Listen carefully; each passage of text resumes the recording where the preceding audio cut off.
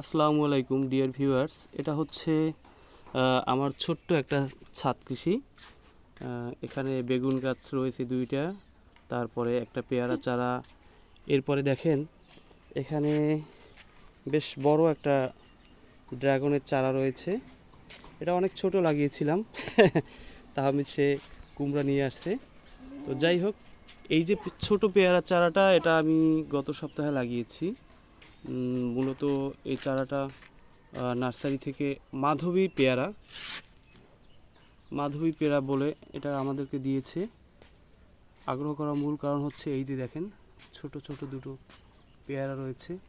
পরে আমি অনলাইনে সার্চ দিয়েছি এবং ওখান থেকে যে তথ্য পেয়েছি যে এটা বিভিন্ন নামেই পরিচিত আমাদের দেশে, যেমন তাইওয়ান পিঙ্ক, মাধবী, আরও একটা নাম ছিল আমার জাস্ট এই মুহূর্তে স্মরণ নেই। তবে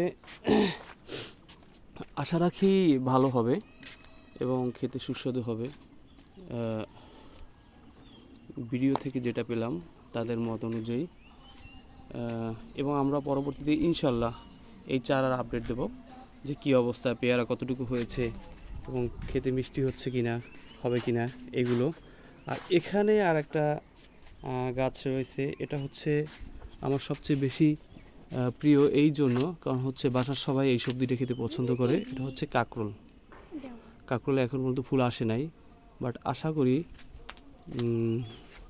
15 বা 20 দিনের মধ্যে ইনশাল্লাহ ফুলের দেখা মিলবে বা ফুলের গুটি ইনশাল্লাহ। আসসালামু আলাইকুম।